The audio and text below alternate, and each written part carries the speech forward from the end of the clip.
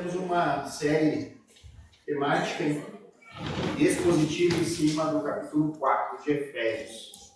Por que nós vamos fazer isso? Porque este é o mês de aniversário da nossa igreja, é o mês que nós comemoramos mais um ano, desde a instituição formal da nossa congregação. Então, desde o momento que fomos reconhecidos como igreja, registrada, enfim, fizemos a assembleia de fundação.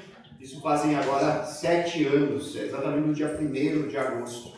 Então, esse mês a gente sempre faz algo comemorativo, algo relacionado à questão da igreja.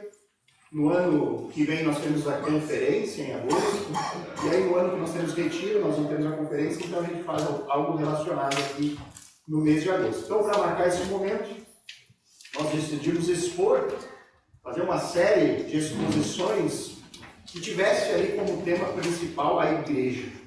E o texto escolhido aqui foi o capítulo 4 da carta de Efésios. Essa série leva como título Unidade em meio à diversidade. Eu acredito que esse título aí resume bem o tema central aqui deste capítulo 4.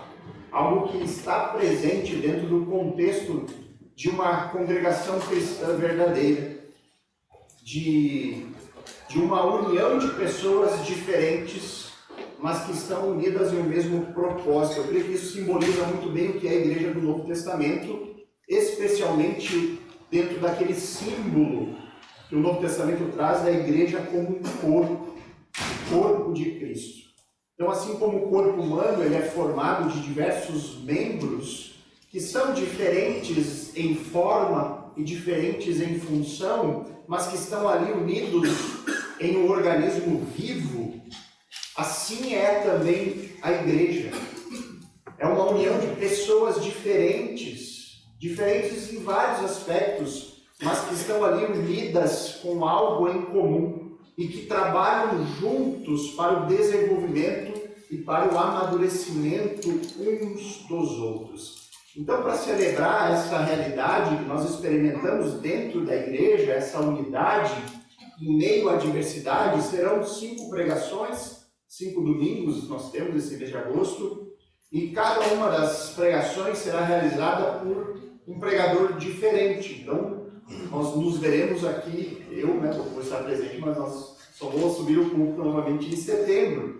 E eu creio que essa maneira mostra bem essa unidade em meio à diversidade. Então, são 5 irmãos aqui dentro da igreja, são irmãos aqui dentro do contexto, eu, pastor Oliveira, e mais 3 irmãos, nós vamos estar expondo o capítulo 4 de Efésios. Como eu sou o pastor principal, eu me usei dessa autoridade para ficar só com um versículo. Aí os irmãos lidem com o resto. Né?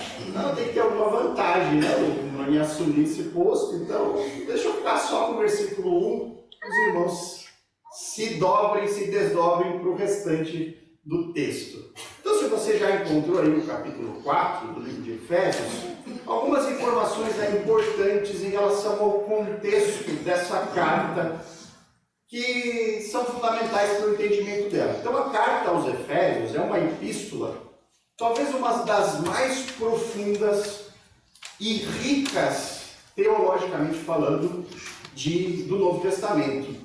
Muitos estudiosos chamam Efésios de um mini Romanos. É um resumo de Romanos, né? Romanos lá tem 16 capítulos, Efésios tem só 6, mas os temas são muito parecidos. A estrutura é muito parecida. E essa epístola ela tem como objetivo, essa carta ela foi escrita para promover a instrução doutrinária de uma igreja local. Paulo escreve para instruir uma igreja e, teologicamente, mostrar as doutrinas da fé cristã e também demonstrar como devemos viver com base nessa doutrina. Então, essa é uma carta que foi escrita pelo apóstolo Paulo. Ele escreve essa carta enquanto ele estava preso. É uma das epístolas de prisão, onde ele está preso. Então, ele escreve para a igreja lá em Éfeso, provavelmente lá pela data do ano 60, 62 depois de Cristo.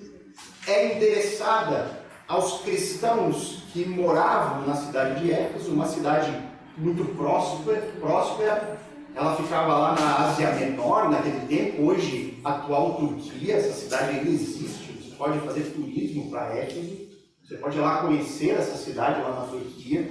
Ela era muito conhecida por causa do seu grande templo que havia lá, dedicada à deusa Ártemis.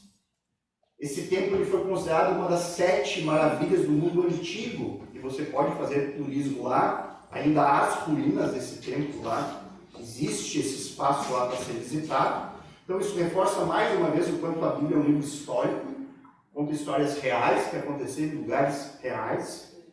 Falando um pouco mais de Éfeso, essa era uma cidade muito importante naquele contexto, era uma cidade que era centro comercial, era centro religioso, era uma cidade cosmopolita, ou seja, reunia pessoas no mundo todo daquela época.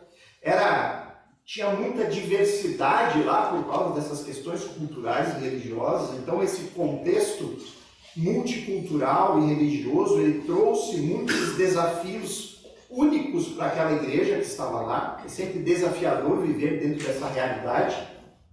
E esses irmãos, eles precisavam manter a sua fé unida, mesmo em meio a diversas influências externas, a pressões sociais, especialmente no contexto da comunhão que estava cada vez maior sendo necessária entre judeus e gentios.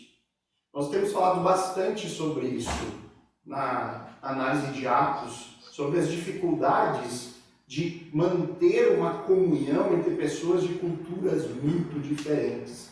Essa é a realidade aqui. E você pode ver um pouco dessa realidade voltando aí para o capítulo 3 de Efésios. Olha o que Paulo fala dos versos 1 a 6. Está dando um chiadinho no microfone, né? Não atrapalha. Chega a atrapalhar? Tá bom, qualquer coisa, pode atrapalhar mais a minha. Vamos lá, dos versos 1 a 6, olha o que Paulo fala aqui, justamente sobre esse contexto da união de judeus e gentios agora no contexto da igreja. Ele fala assim: por essa razão eu, Paulo, o prisioneiro de Cristo Jesus, por amor de vocês, os gentios, se é que vocês ouviram falar a respeito da dispensação da graça de Deus a mim confiada em favor de vocês, pois segundo uma revelação me foi dado conhecer o mistério, conforme escrevi há pouco, resumidamente. Ao lerem o que escrevi, poderão entender a minha compreensão do mistério de Cristo, o qual em outras gerações não foi dado a conhecer aos filhos dos homens, como agora foi revelado pelos seus santos apóstolos e profetas pelo Espírito. Então aqui Paulo está falando que há um mistério. E esse mistério, que antes não podia ser conhecido, será conhecido agora. E ele fala: o mistério é que os gentios são co-herdeiros, membros do mesmo corpo e coparticipantes da promessa em Cristo Jesus por meio do Evangelho. Queridos, então aqui no início do capítulo 3, Paulo ele enfatiza essa realidade da comunhão de judeus e gentios. Está dando microfonia. Tá difícil. Eu tô. Tá? Então, os 3 primeiros capítulos dessa carta aos Efésios, irmãos, são estritamente teológicos. São 3 capítulos doutrinários. Paulo ele trabalha nesses 3 primeiros capítulos as doutrinas fundamentais da fé cristã. Ele prega toda quarta-feira sobre isso, são os 3 capítulos. Não, ele estava preso, né? Ele não ia na igreja pregar. Mas ele começa colocando toda a doutrina, aquilo que era o fundamental para aquela igreja saber. E então, os 3 últimos capítulos, ele passa a tratar o comportamento de vida prático. À luz das doutrinas que eu expliquei nos 3 primeiros, é assim que nós devemos proceder. É assim que nós devemos viver como discípulos de Cristo. Nós devemos aplicar agora essa doutrina à vida prática. Ainda está uma microfonia aqui. Ainda está, e está me incomodando. Está quase no eco. Daqui a pouco estou ixi. Continua um pouco. Ainda está.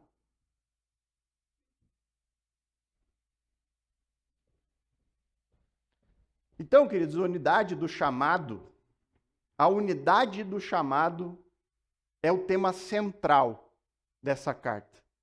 Paulo ele enfatiza que todos os cristãos, independentemente de suas origens culturais, independentemente da sua condição social, eles são chamados para formar um só corpo em Cristo. Qualquer coisa, desliga essa caixa.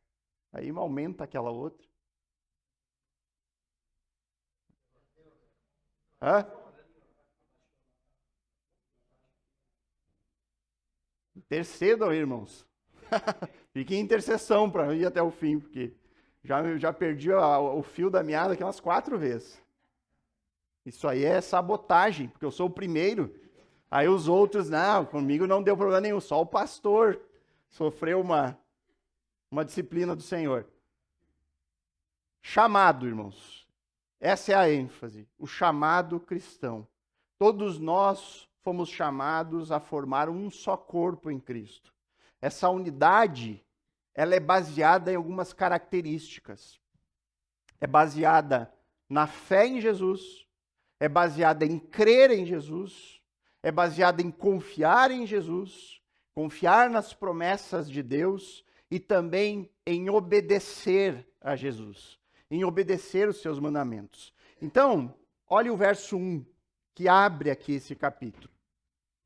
O que ele diz ali? Por isso eu, o prisioneiro no Senhor, e Paulo está preso, peço que vocês vivam de maneira digna da vocação a que foram chamados. Então esse versículo 1, ele dá o tom de todo o capítulo 4. Por isso que a exposição ela vai ficar só nesse versículo, porque é o versículo que abre e que orienta todo o restante deste capítulo. Paulo, ele começa agora, nesse capítulo, de uma maneira bem semelhante à forma que ele começou o capítulo 3. Ele enfatiza a sua situação como prisioneiro no Senhor. No capítulo 3, ele disse, eu sou prisioneiro de Cristo. Então, Paulo está deixando, capítulo a capítulo, claro, a sua completa união a Jesus. O seu compromisso radical com Cristo, mesmo que esse compromisso leve à prisão. Ele diz, olha, eu prisioneiro em Cristo. Eu não estou preso por causa que eu fiz algo de errado, eu estou preso porque eu estou unido a Jesus. Essa perseguição que eu sofro é uma perseguição contra Cristo, não contra mim. E aí, ao encerrar sua exposição doutrinária dos 3 primeiros capítulos, Paulo diz agora que começam as exortações práticas. Eu peço a vocês, vivam de maneira digna, com a vocação a que foram chamados. Em outras palavras, vivam uma vida digna do chamado que vocês receberam. Aqui, vocação e chamado é praticamente a mesma palavra no original. Daria para traduzir, vivam de maneira ao chamado a que vocês foram chamados. É praticamente isso que ele diz. Ele diz, vivam, tenham uma conduta de acordo com as responsabilidades que vocês receberam ao fazer parte do povo de Deus. Vocês foram chamados, vocês foram separados pelo Senhor, vocês foram santificados pelo Senhor. Então, se comportem assim. Se comportem como verdadeiros filhos de Deus. E aí ele vai então trabalhar todas as questões práticas sobre o que é se comportar como um filho de Deus. Então, os cristãos, todos diferentes entre si, eles estão unidos em um chamado. Eles estão unidos em uma vocação. E esse é o meu desafio aqui nessa manhã, ao abrir essa série de exposições de Efésios 4, demonstrar o que é esse chamado que nos une. Dentro dessa diversidade que há na igreja, nós desfrutamos de uma unidade. E essa unidade, ela tem como característica fundamental esse chamado. Nós estamos unidos em um mesmo chamado. O Senhor nos chamou, todos nós que somos crentes. Então aqui em Efésios 4:1, Paulo exorta aos cristãos de Éfeso, e agora a nós também, essa carta fala a nós hoje. Essa carta não está no passado. Ela é viva, como a palavra é viva. E ela fala aos cristãos hoje, onde quer que eles estejam. Paulo está aqui nos exortando na forma de um mandamento. Vivam de maneira digna ao chamado que vocês receberam. E esse chamado, queridos, que nos une, envolve 3 aspectos fundamentais: crer, confiar e obedecer. Se você é crente, o seu chamado envolve crer, confiar e obedecer. Em primeiro lugar, o chamado envolve o crer. Todo cristão verdadeiro está unido nesse chamado, um chamado que envolve crer. Por esse motivo, o cristão é chamado também do quê? Crente. Ele é chamado de crente. Por quê? Porque ele crê em algo. No que o crente crê? No Evangelho. Ele crê nas boas notícias de salvação que há em Jesus. Qualquer pessoa, em qualquer lugar do mundo, que crer no Evangelho, ele faz parte da Igreja de Cristo. Ele foi chamado por Cristo. Ele faz parte da comunidade dos crentes. Agora, é importante sempre ressaltar: nem toda mensagem que fala de Jesus, nem toda mensagem que é anunciada como sendo o Evangelho é de fato a mensagem original que foi compartilhada pelos apóstolos. E aí, neste caso, não importa o quanto alguém diz ser crente, um evangelho adulterado, ele não é capaz de salvar ninguém. Lembre de algo que Paulo disse de maneira muito forte lá em Gálatas 1:8.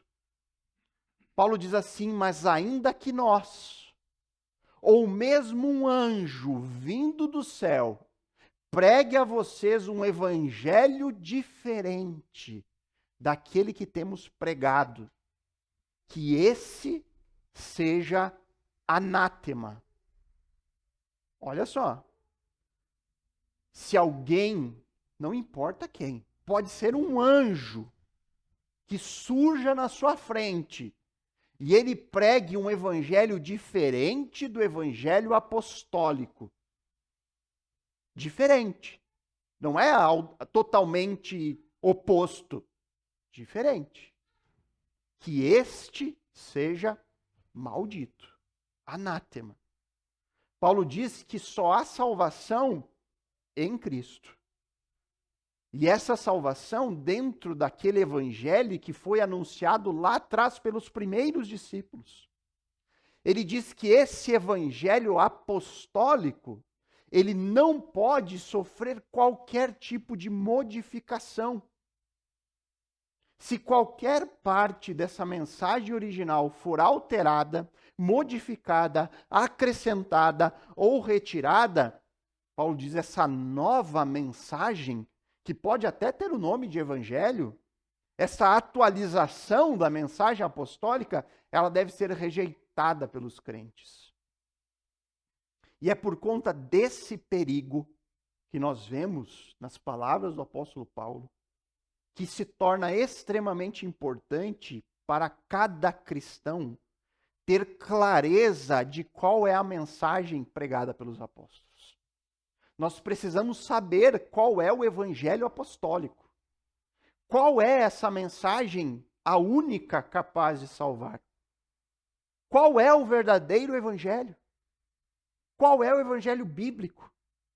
Qual é essa mensagem que nós temos que crer para sermos salvos e sermos unidos no mesmo chamado?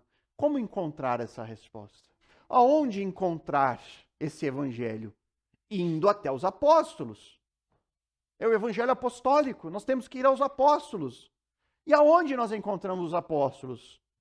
Naquela igreja, ali de baixo, unção apostólica. Lá tem o apóstolo Zezinho.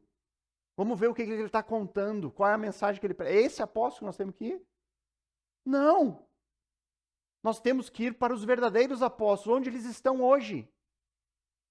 Na Bíblia. Nas páginas do Novo Testamento. Aqui estão os únicos e verdadeiros apóstolos.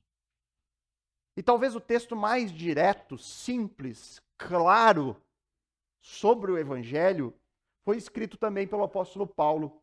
Vá até 1 Coríntios 15. 1 Coríntios 15, versos 1 a 4.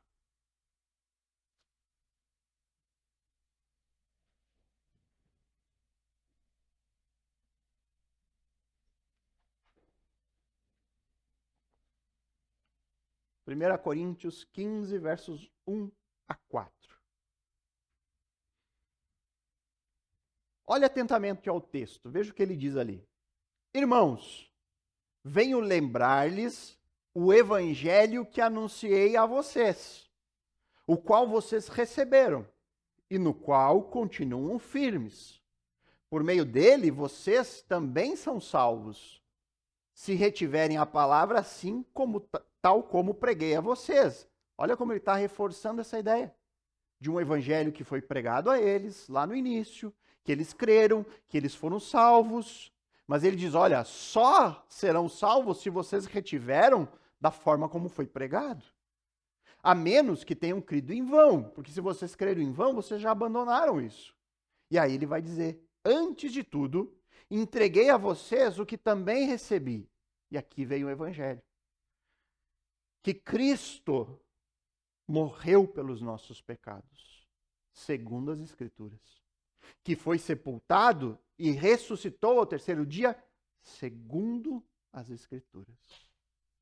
Essa é a exposição mais rápida do Evangelho que você vai encontrar, clara, sucinta, direta. Os irmãos vão passar pela entrevista de novos membros na semana que vem, e aí na entrevista a gente sempre pergunta, fale para nós o Evangelho em menos de 1 minuto, para a gente ver se a pessoa entendeu o que é o Evangelho. É só decorar esse texto, vocês vão estar tranquilos em relação a isso. Decora esse texto, está ali, a essência do Evangelho está aqui. Paulo deixa claro nesse texto que ele está pregando algo que ele recebeu. Ou seja, ele está dizendo para os irmãos da igreja de Corinto, olha, o que vocês devem crer não é uma invenção minha. Eu não estou aqui transmitindo algo da minha cabeça. Eu estou aqui falando algo que é revelação de Deus. Eu estou repassando aquilo que também recebi do Senhor. O apóstolo ele ressalta que somente por meio desta mensagem as pessoas podem ser salvas. Não há outro caminho. Não há outra forma. É a única maneira de encontrarmos salvação. Não existe salvação numa variação dessa mensagem. E aí você pensa, qual é o conteúdo do Evangelho segundo esse texto? O que é o fundamento do Evangelho do qual nós temos que crer e que nós não podemos abrir mão? Que Cristo morreu pelos nossos pecados. Ou seja, o Messias prometido veio ao mundo e morreu uma morte expiatória, substitutiva. Cristo morreu pelos nossos pecados. Ele veio, seu nome é Jesus. E aí Jesus morreu essa morte substitutiva pelo meu pecado, pelo seu pecado, pelo pecado de quem crê. Jesus também foi sepultado diante de testemunhas, ou seja, Jesus teve uma morte física real. Isso nos impede de crer em uma ideia de ressurreição, de morte simbólica ou ressurreição espiritual. Não, ele diz, Jesus morreu. Jesus ressuscitou ao terceiro dia, igualmente uma ressurreição real. Porque sem ressurreição não há garantia da justificação. Sem a ressurreição não há esperança de vida eterna. Qualquer pessoa que negar algum desses pontos compromete a centralidade do Evangelho. Sem morte substitutiva, sem sepultamento verdadeiro, sem ressurreição corpórea de Cristo, a mensagem de Paulo, dos apóstolos, perde o poder e perde o significado eterno. Quem prega o Evangelho, quem anuncia, ele tem que enfatizar esses 3 pontos de forma muito clara, de maneira inabalável. Cristo veio ao mundo, morreu pelos nossos pecados e ressuscitou. Qualquer pessoa que negar isso, qualquer pessoa que alterar algum desses fundamentos, por mais espiritual que a pessoa diga ser, ela está corrompendo a única esperança deste mundo. Porque a salvação, ela repousa nesses pilares. Crer em Cristo como um mero ideal moral de vida, crer em Cristo como um bom exemplo a ser seguido, isso fere a mensagem dos apóstolos. A vida cristã, ela se firma na certeza de que assim como Cristo ressuscitou, nós também venceremos o pecado e ressuscitaremos para uma vida eterna. E aí, diante disso, eu pergunto, irmãos, de acordo com o que Paulo fala sobre esta mensagem salvífica, sobre a mensagem do Evangelho, é possível alguém crer em algo diferente, como, por exemplo, é possível alguém ser salvo crendo em uma mensagem onde o seu foco está na saúde, na riqueza e no bem-estar como provas de fé? É possível alguém ser salvo crendo em uma mensagem que olha para a morte de Cristo como se tivesse o objetivo de nos curar de nossas pobrezas, de nossas doenças físicas e tudo isso agora neste mundo? É possível alguém ser salvo crendo em uma mensagem que reduz Jesus a um mero fornecedor de bênçãos, ao invés dele ser o Senhor soberano deste universo? É possível alguém ser salvo crendo que Jesus é uma espécie de coach emocional, que toma café da manhã conosco e que existe apenas para nos ajudar a superar os nossos traumas e a nossa baixa estima? É possível ser salvo crendo que o Evangelho é uma mensagem social, que serve só para aliviar o sofrimento e a pobreza neste mundo que vivemos? Não, queridos, não é possível. Isso corrompe o Evangelho. Esses evangelhos alternativos, esses evangelhos que vão contra ou que distorcem o evangelho pregado pelos apóstolos, que negam ou que diminuem a morte de Cristo como uma substituição penal, esses evangelhos que desvalorizam a ressurreição do corpo, que desvalorizam a esperança da vida eterna, que colocam a esperança tudo no hoje.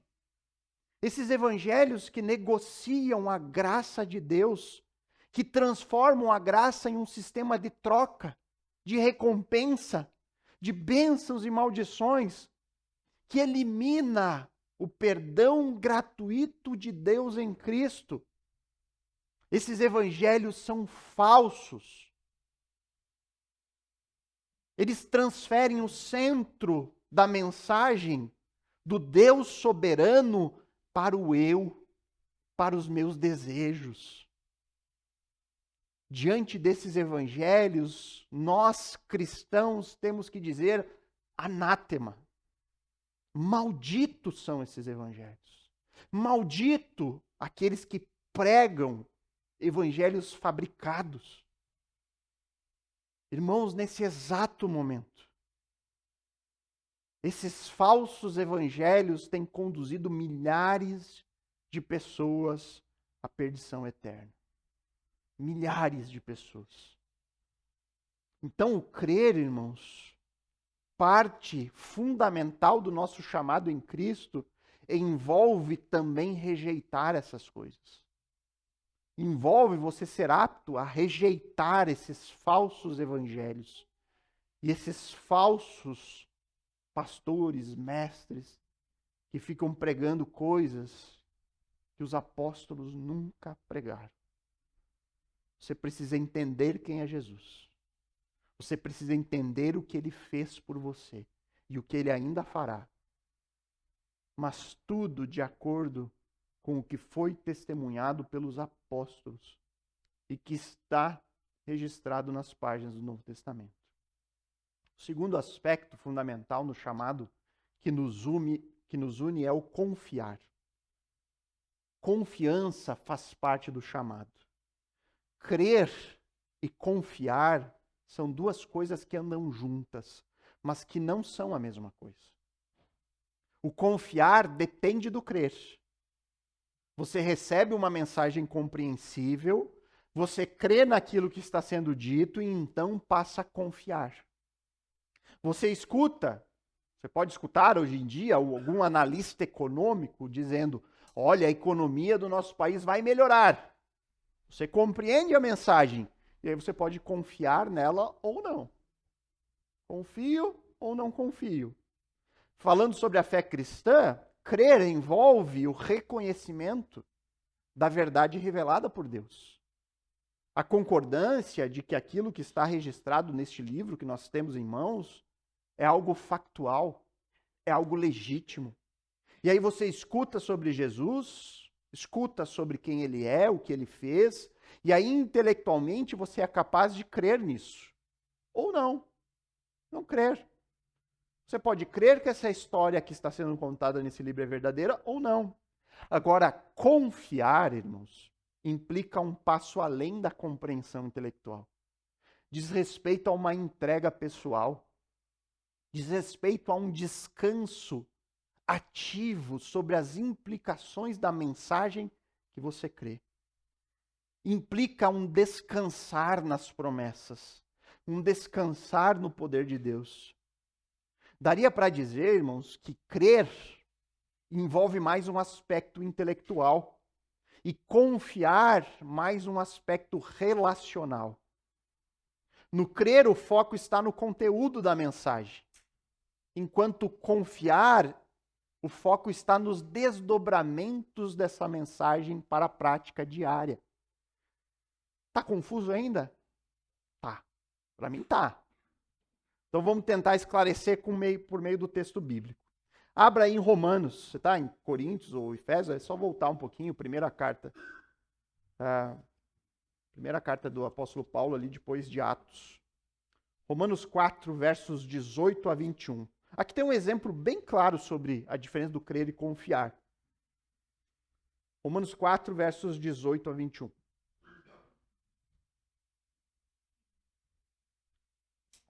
Esse texto já foi exposto em detalhes aqui na igreja pelo pastor Adriano. Você pode voltar lá e reassistir se ficar alguma dúvida. Mas olha aqui, vai dar bem essa distinção do crer e confiar. Romanos 4, versos 18 a 21. Olha ali o que diz o texto.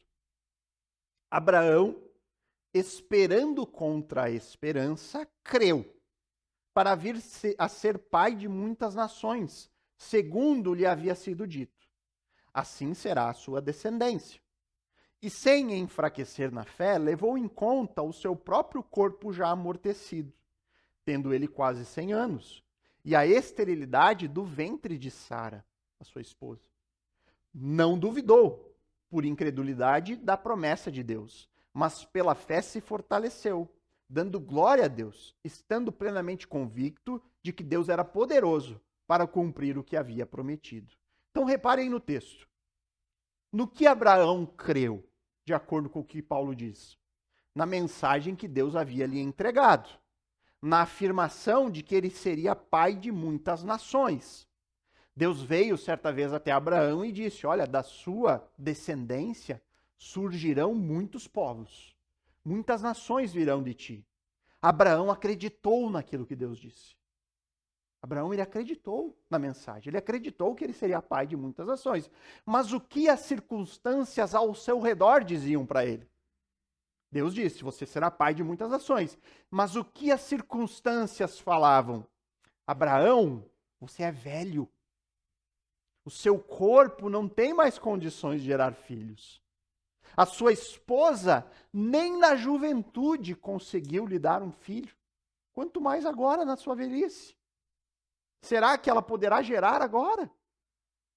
Diante destas circunstâncias, completamente contrárias à promessa que ele recebeu, contradizendo toda a lógica deste mundo, o que Abraão fez? Confiou. Ali no início do verso 18 ele diz, ele esperou contra a esperança. O que isso significa? Que mesmo quando não havia lógica nenhuma, quando a razão lógica já não existia, quando o aspecto natural levava ao sentido oposto de não crer, Abraão mesmo assim confiou na promessa que Deus havia dado. Mesmo diante de tudo ao seu redor dizendo que não seria possível, Abraão permaneceu firme, convicto de que aquilo que Deus havia dito a ele iria se cumprir. Abraão permaneceu firme e pela fé se fortaleceu.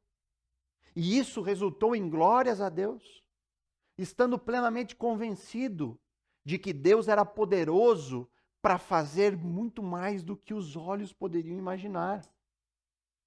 Então, os cristãos, eles estão unidos nesse chamado que envolve crer, e aí nós poderíamos dizer que crer é o meio da justificação, né? Conforme diz João 3,16, Deus amou o mundo de tal maneira que deu seu Filho unigênito para que todo aquele que nele crê não pereça, mas tenha vida eterna. No crer nós somos justificados, mas também nós somos chamados a confiar. A confiança nos traz paz.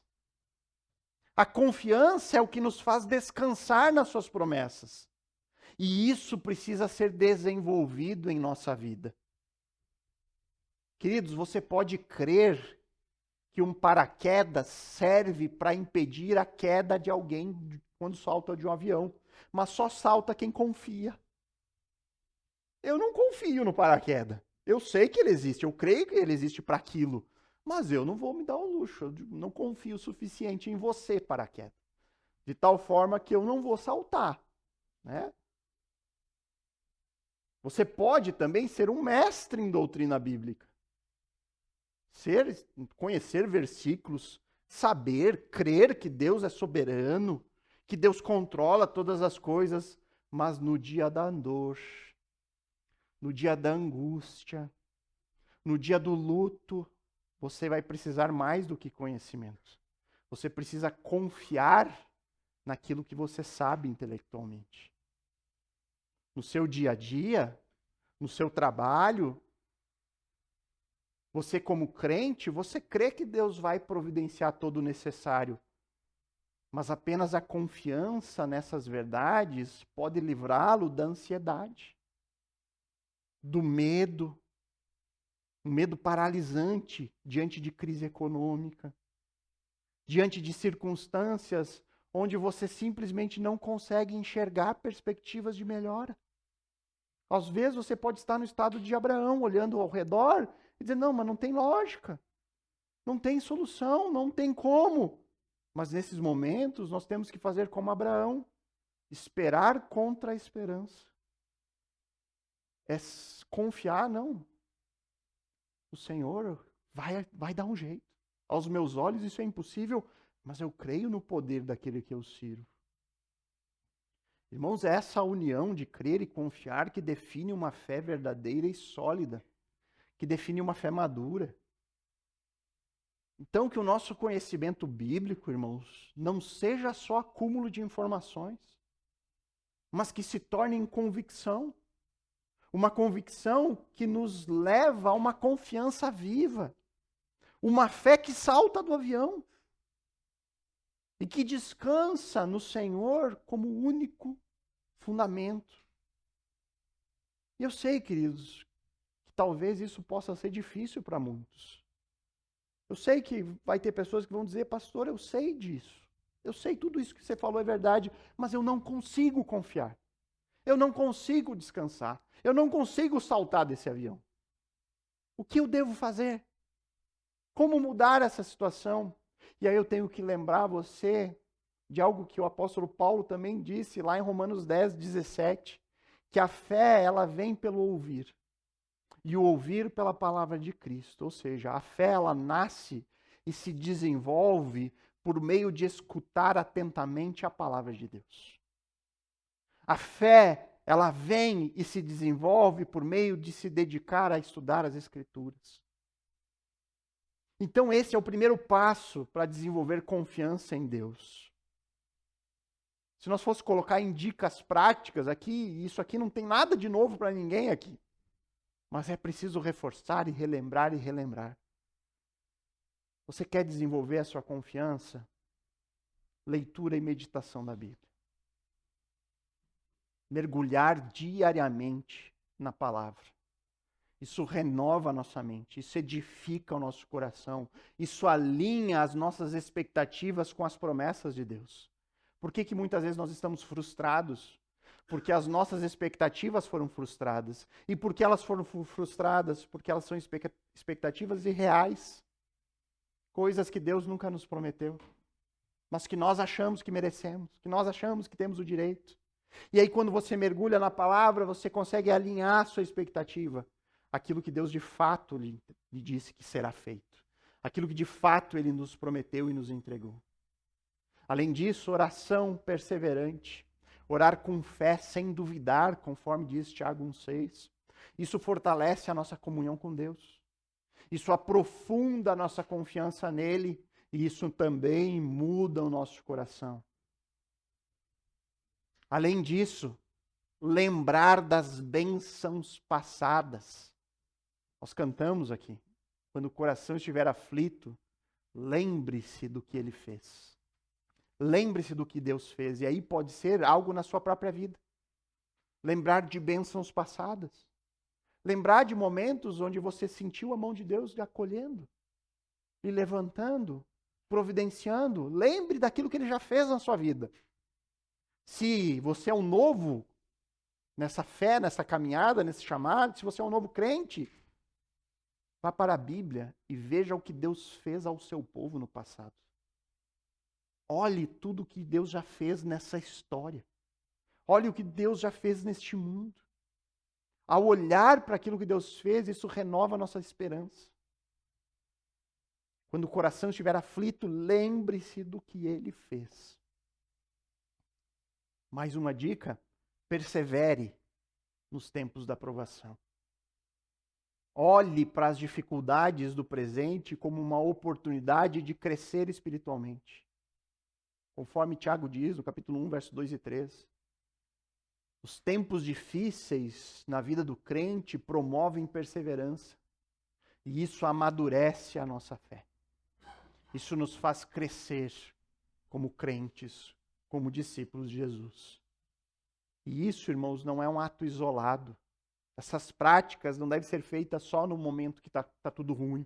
Não, é algo diário, de um relacionamento com o Senhor. Combine o estudo da Bíblia com a oração. Acrescente a comunhão com a igreja e coloque em prática na sua vida aquilo que você aprende. Se você fizer isso, irmãos, se você se dedicar à leitura diária, à oração diária, se você perseverar na comunhão com o corpo, com a igreja, certamente, irmãos, estou dizendo aqui com toda certeza, certamente a sua fé vai se desenvolver para além das circunstâncias. Se você perseverar nisso, você vai estabelecer um alicerce firme na rocha que é Cristo. Unidade no chamado. Esse chamado envolve crer e envolve confiar. Por fim, isso também envolve algo que é uma consequência direta dos dois primeiros. O chamado cristão envolve também obedecer. Terceira coisa que nos une aqui nesse chamado é a obediência. Obediência a quem? Ao líder religioso, ao pastor, à denominação. Você tem que obedecer à Igreja Bíblica do Mundo. Não. Se essas pessoas aqui citadas, se a igreja for bíblica, aí tudo bem. A obediência é a Cristo. É a palavra de Deus. E essa obediência não é opcional. Não é uma obediência que salva, mas é a obediência como uma evidência do verdadeiro discípulo. Quem é que diz isso? Jesus disse isso. E é sempre importante deixar isso muito claro. Jesus, ele não apresenta a obediência como uma regra imposta. Uma mera regra. Me obedeço e não importa. Não. Ele não diz que a obediência é uma forma de você encontrar salvação. Não, Jesus apresenta a obediência como uma expressão natural de amor que brota do coração do discípulo. É a obediência como resultado de quando você entende tão grande salvação que ele alcançou. Seguir os mandamentos de Jesus é um sinal claro de que o nosso amor por ele é real e é transformador. Olha o que Cristo diz sobre a obediência aos seus discípulos. 2 textos rápidos, não precisa abrir. Ele diz assim em João 14,15. Se vocês me amam, guardarão os meus mandamentos. Obediência relacionada ao amor. Se vocês me amam, guardarão os meus mandamentos. Depois, tem um texto também em Lucas 6,46, que ele diz assim: por que vocês me chamam Senhor, Senhor, e não fazem o que eu mando?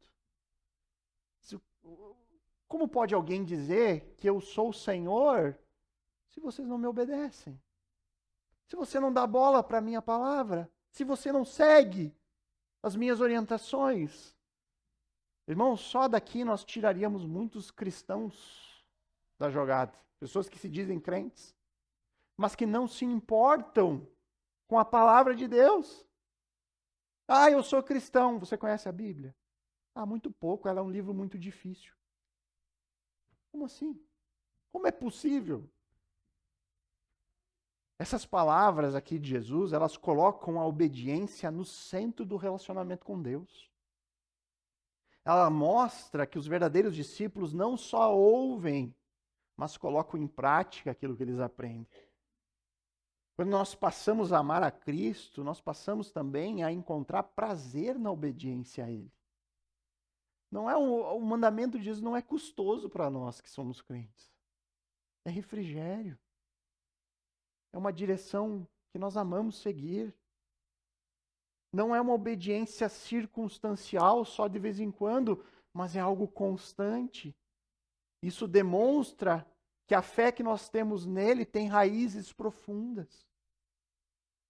Irmãos, uma obediência que está alicerçada em um coração que não ama a Deus, ela é uma obediência que não dura. Se a fonte da obediência for outra que não o amor àquele que nos salvou, isso não tem muito, o prazo disso é curto. Se a motivação de alguém obedecer é simplesmente transmitir uma imagem para os outros de boa conduta, se a obediência for motivada por querer agradar alguém, se a obediência for motivada por acúmulo de mérito, irmãos, isso é tão firme quanto a areia da praia. Não se sustenta. Uma pessoa que quer obedecer por aparências, a aparência não dura muito tempo. Uma hora ela transparece. Uma pessoa não consegue viver sempre para agradar os outros. Uma hora ela se frustra. Uma pessoa, com o tempo, vai cair no desânimo ao perceber que ela jamais é capaz de acumular méritos suficientes diante daquele que é santo e perfeito. Não se sustenta. Mas quando a motivação da obediência é um relacionamento pessoal, de discipulado, nós já vimos aqui muito sobre o que é ser discípulo. Andar aos pés do Salvador, botando em prática tudo aquilo que ele ensina. Irmãos, isso é forte o suficiente para nos fazer resistir até o fim. Não significa que você vai ser perfeito. Ninguém é perfeito na obediência. Mas significa que sempre que eu for confrontado com os mandamentos da palavra, eu vou buscar fazer aquilo que agrada a Deus e não a mim mesmo. Eu buscarei ao Senhor e não aos meus próprios desejos. Uma vida guiada por aquele que crê e confia é uma vida guiada em obediência. É uma vida guiada pelo Espírito Santo, que regenerou, que habita em nós. E é uma vida guiada pelas ordens de Deus. na sua palavra. Essa é a vida de quem foi chamado por Cristo. É por causa disso que o apóstolo Paulo pode dizer, e aí voltando lá em Efésios 4, é por isso que ele pode dar certas ordens e exortações que nos chamam à obediência, dos versos 25 a 33. É porque o nosso chamado envolve crer, confiar e obedecer, que Paulo pode dizer isso aos crentes. Efésios 4, a partir do verso 25, ele diz ali: por isso, deixando a mentira, que cada um fale a verdade com o seu próximo, porque somos membros do mesmo corpo. Fiquem irados e não pequem. Não deixe que o sol se ponha sobre a ira de vocês, nem deem lugar ao diabo. Aquele que roubava, não roube mais. Pelo contrário, trabalhe, fazendo com as próprias mãos o que é bom, para que tenha o que repartir com o necessitado. Não saia da boca de vocês nenhuma palavra suja. E aqui eu lamento a tradução, mas eu prefiro a torpe, né? A palavra torpe, a palavra mais ampla. Mas unicamente aquilo que é bom para edificação, conforme a necessidade, e assim transmita graça aos que ouvem. E não entristeça o Espírito Santo de Deus, no qual vocês foram selados para o dia da redenção. Que não haja no meio de vocês qualquer amargura, indignação, ira, gritaria e blasfêmia, bem como qualquer maldade. Pelo contrário, sejam bondosos e compassivos uns com os outros, perdoando uns aos outros, como também Deus em Cristo perdoou vocês. Crer e confiar leva à obediência, que leva a uma mudança prática de vida e conduta. É isso que Paulo está dizendo. Aquele que roubava, não roube mais. Aquele que falava coisas que não edificavam, deixe de fazer isso. Aquele que é amargurado, abandone isso. Deixe a sua indignação de lado, a sua ira. Mude a sua vida, porque você foi chamado para uma mudança de vida. Então, queridos, ao concluirmos aqui a nossa reflexão sobre Efésios 4:1, nós somos lembrados da importância vital da unidade no chamado cristão. Paulo, ao escrever para os Efésios, ele não estava só dando conselhos práticos, mas ele estava chamando a igreja a viver de acordo com a mais alta vocação que receberam em Cristo. Irmãos, olhem para aquilo que nós fomos chamados. Considere a vocação do cristão. Olha as responsabilidades que isso envolve. Essa unidade não é uma mera formalidade, mas é uma expressão viva da nossa fé. A nossa conduta demonstra aquele que nós cremos, aquele que nós confiamos. E isso nos leva a obedecer àquele que é o nosso Senhor e Salvador. Então, queridos, para que você medite brevemente, uma meditação, reflexão pessoal, você está vivendo uma vida digna do chamado que recebeu? Avalie a sua vida sob a luz do chamado de Deus. Você está vivendo hoje de acordo com os princípios da fé, os princípios da confiança, os princípios da obediência? Será que a sua vida hoje resplandece uma radical associação com Jesus? O que a sua vida demonstra às pessoas? Será que se as pessoas lá do primeiro século, lá de Atos 11, olhassem para vocês, elas diriam, ele é cristão? Lembram o significado de ser cristão? Uma identificação radical com Cristo. Que nós possamos, irmãos, como Paulo nos exorta, viver de maneira digna ao chamado que recebemos. Buscando a unidade do corpo de Cristo. Que a nossa fé, que a nossa confiança, que a nossa obediência sejam evidentes. Sejam evidentes para as pessoas lá fora. que nós possamos ser um testemunho vivo do amor e da graça de Deus para este mundo que nos cerca. Vamos orar? Querido Deus, exclamamos a Ti, Senhor, esse final de exposição, em oração nos colocamos agora, pedindo a Tua ajuda naquilo que nós sabemos que depende do Senhor em nós. Teu Santo Espírito que trabalha, a fé, Deus, que o Senhor nos dá como dom, que o Senhor possa nos ajudar em nossa confiança, no desenvolvimento de um confiar, assim como Abraão confiou mesmo quando tudo ao seu redor dizia o contrário. Que o Senhor nos ajude nisso, Pai, que possamos resplandecer para este mundo o Senhor que nós amamos e seguimos. Que a nossa fé em Cristo seja verdadeira. E que essa fé seja evidenciada por meio de uma conduta obediente. Senhor, eu não sei a condição de cada um aqui. Eu não conheço o coração de todos, Pai, mas eu clamo por cada um. Se há alguém aqui que ainda não crê no Senhor de todo o coração, que o Senhor possa efetuar o milagre da regeneração. Que o Senhor possa converter os corações. Que possa trazer a cada um de nós para perto de Ti e nos ajudar a caminharmos de maneira digna a tão grande chamado e vocação que o Senhor nos concede. Louvamos ao Senhor. Em nome de Cristo oramos. Amém.